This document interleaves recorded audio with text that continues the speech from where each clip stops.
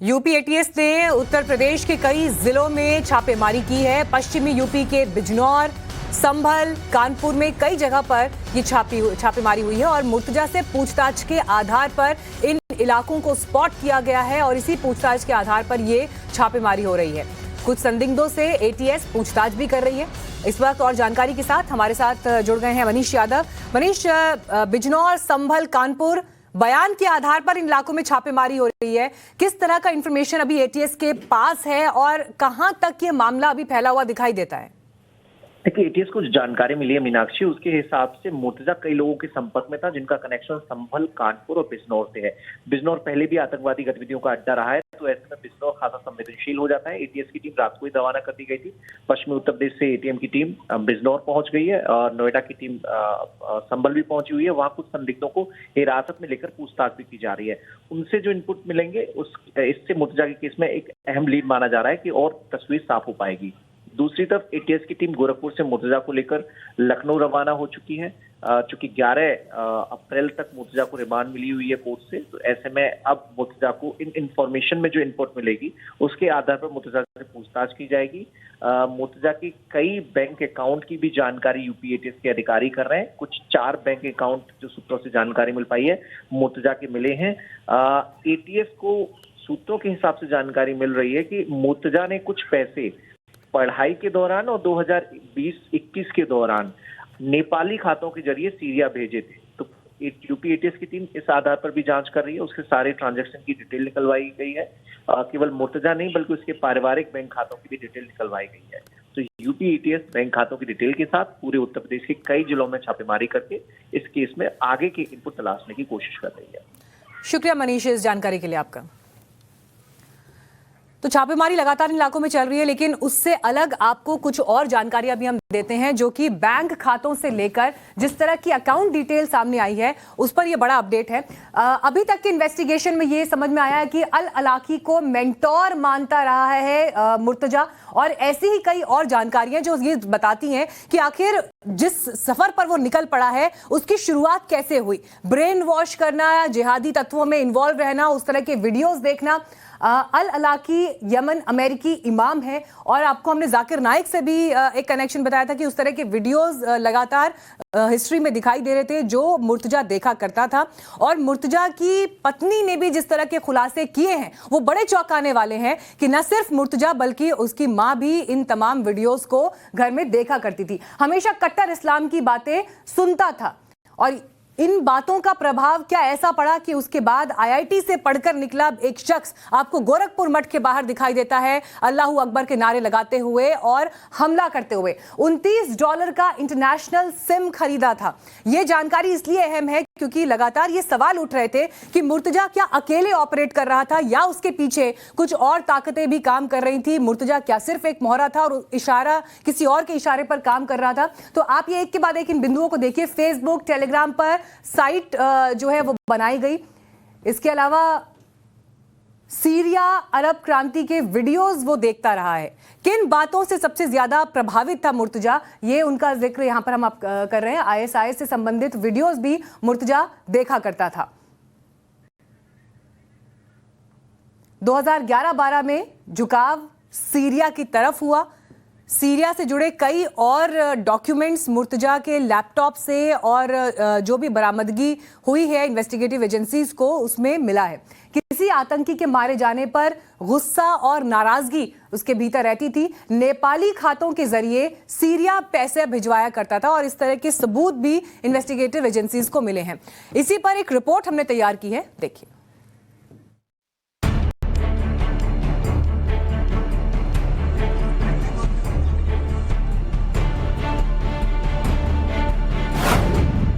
गोरखनाथ मंदिर परिसर में हमले का आरोपी अहमद मुर्तजा अब्बासी ये वो शख्स है जिसने लोन वुल्फ अटैक किया, पीएसी के जवानों पर दरांती से हमला किया। तस्वीरों में दरांती के साथ आप अहमद मुर्तजा को देख सकते हैं। घटना के वक्त उसने मुंह से मजहबी नारा निकाला था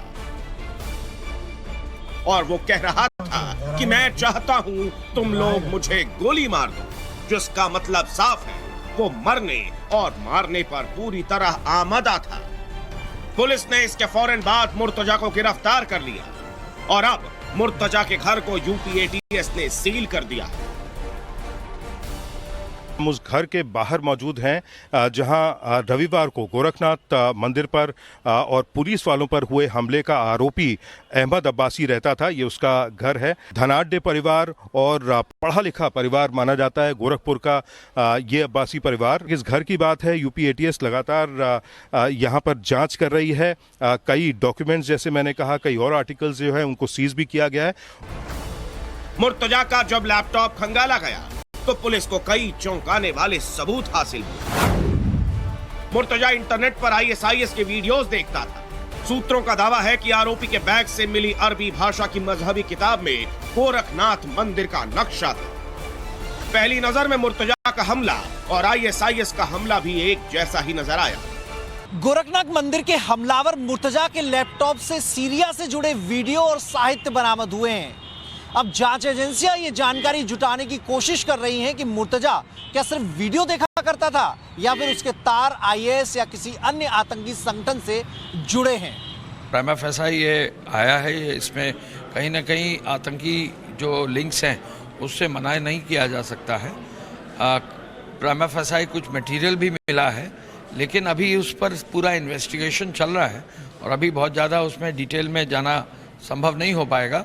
अभी पुलिस उसमें जो भी इन्वेस्टिगेशन की प्रोग्रेस होगी, फिर जब डिटेलिंग होगी तो उसको जरूर बताएंगे। इस मामले में तह तक जाने के लिए यूपी एटीएस और एसटीएफ की एक टीम पहुंची मुंबई।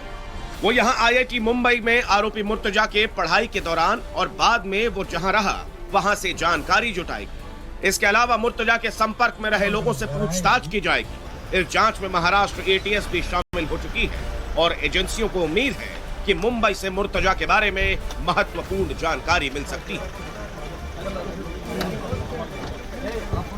यूपी एटीएस की टीम सोमवार शाम 6-7 बजे के करीब नवी मुंबई में सानपाड़ा इलाके के मिलेनियम टावर पहुंची, जहां मुर्तजा अपने परिवार के साथ रहता था। 4 साल पहले इस घर को मुर्तजा के परिवार वालों ने बेच दिया और ताज रेजिडेंसी शिफ्ट हो गए। हालांकि 4-5 महीने पहले मुर्तजा के पिता ने ताज रेजिडेंसी के घर को भी बेच दिया और इसके बाद वो पूरे परिवार समेत यूपी रहने चले गए। और इस प्रकार की मानसिकता वालों को एक संदेश है कि वह चाहे जहां से भी जुड़े होंगे उसकी सच्चाई बाहर निकाली जाएगी और कानून के शिकंजे में उनके खिलाफ कठोर से कठोर कार्रवाई की जाएगी। गोरखनाथ मंदिर परिसर पर धारदार हथियार से हमला करने वाले मुर्तजा के बारे में कई और चौंकाने वाले खुलासे हुए हैं। खुलासा ये भी हुआ कि हमले से पहले मुर्तजा ने नेपाल का दौरा किया था और मुर्तजा ने महाराजगंज से हथियार खरीदे थे। मैं इस वक्त गोरखनाथ मंदिर के सामने वाली सड़क पर मौजूद हूं, जिसके जरिए नेपाल बॉर्डर की दूरी महज 100 किलोमीटर के आसपास ही रह जाती है। इस दूरी को पूरा करने में 1 से 1.5 घंटे का वक्त लगता है। नेपाल के बारे में पहले भी कई बार खुलासे हो चुके हैं कि कैसे वहां बैठे बैठे पाकिस्तानी आतंकी संगठन भारत के खिलाफ आतंकी साजिशें रचते रहे हैं। जांच एजेंसियों को शक है कि कहीं मुर्तजा के संबंध भी ऐसे ही किसी आतंकी संगठन से तो नहीं थे जिनसे बातचीत करने और पूरा प्लान समझने वो नेपाल गया था। मामला बहुत सेंसिटिव है, ये टेरर अटैक है, ये नॉर्मल अटैक नहीं। और जैसे भी वो जो भी एंगल इनके पिता कह रहे थे कि वो मानसिक रूप से ठीक नहीं है, लेकिन वो वेरी 18 बॉय था और वेरी वेल इन्फ्लुएंस्ड रहा और ब्रेन वॉश था।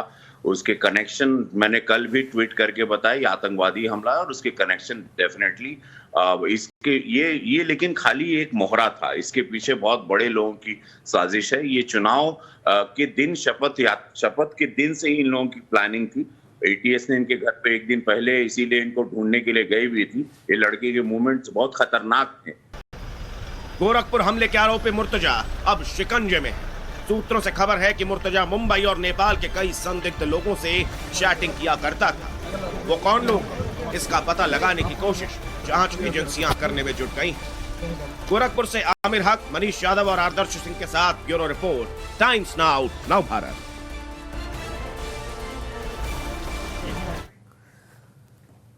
जिस तरह की जानकारियां निकलकर सामने आ रही हैं वो बड़े सवाल खड़े करती हैं। आपको अलग अलग तस्वीरें भी हम दिखाते हैं कि आखिर मुर्तजा पर अब तक क्या क्या अपडेट सामने आए हैं और किस तरह के खुलासे हुए हैं।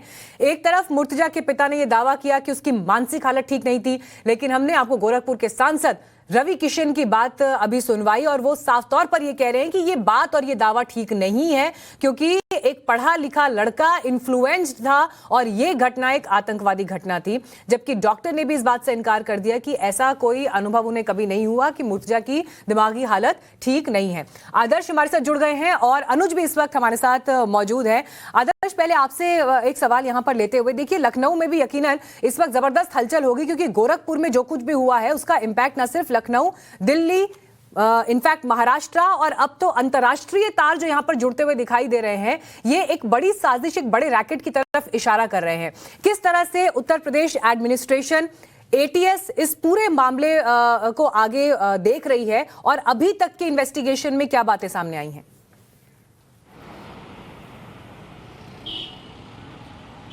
देखिए, अभी तक की जानकारी के मुताबिक एटीएस के साथ साथ यूपी एसटीएफ, ये वो दो पुलिस के जो विंग्स हैं जो स्पेशलाइज्ड हैं टेरर और साथ ही साथ गुंडे माफियाओं से निपटने के लिए, इन दोनों विंग्स के अलग अलग टीमें, अलग अलग टुकड़ियां बनाई गई हैं। स्पेशल टुकड़ियां बना के इनको अलग अलग जगहों पर डिप्यूट किया गया है, लगाया गया है। कई लोगों की तलाश की जा रही है। माना यह भी जा रहा है, सूत्रों के मुताबिक जानकारी ये भी मिली है कि इन लोगों में से कुछ लोगों की गिरफ्तारियों के लिए दबे पांव पुलिस कोशिश भी कर रही है। और ऐसे में अभी जो जानकारी मिल पा रही है उसके मुताबिक ना सिर्फ इसके तार यूपी से जुड़े हैं, बल्कि यूपी के बाहर भी दूसरे राज्यों में पुलिस की ये सक्रिय टीमें जो हैं वो लगातार छापेमारी के लिए बाहर जा रही हैं। फिलहाल हमने एसीएस होम अवनीश अवस्थी जो हैं उनसे बातचीत करने की कोशिश की, लेकिन उन्होंने कहा कि देखिए मामला अभी जो है पूरी तरीके से सीक्रेट रखा गया है, क्योंकि इस पर बहुत सारी इन्वेस्टिगेशन होनी है।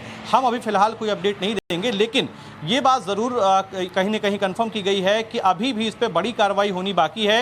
इंटरनेशनल तार भी जोड़े जा रहे हैं, चाहे यमन की बात करें, अमेरिकी इमाम्स जो हैं उनकी बात करें, नेपाल से ट्रांजैक्शन की बात करें, बाहरी सिम की बात करें, ये तमाम चीज़ें हैं जो अब मुर्तजा से जुड़ती हुई नजर आ रही हैं। और माना जा रहा है कि मुर्तजा आईएसआईएस से प्रेरित था और उसी के साहित्यिक ग्रंथ जो हैं वो सुनता, पढ़ता, देखता था, उनको कंज्यूम करता था और उसी वजह से कट्टर इस्लाम, कट्टर धर्म के चरमपंथी की तरफ वो बढ़ रहा था। और उसी का नतीजा ये था कि जो पूरे गोरखपुर परिसर में ये जो पूरा वाकया हुआ है, अभी की जानकारी के मुताबिक यूपी एटीएस लगातार ना सिर्फ महाराष्ट्र में बल्कि यूपी के भी कई शहरों में छापेमारी कर रही है। चाहे संभल की बात करें, कानपुर की बात करें या फिर दूसरे शहरों की बात करें, ये वो जगहें हैं जहां से आतंकी मुर्तजा के किसी न किसी तरीके से कोई कनेक्शन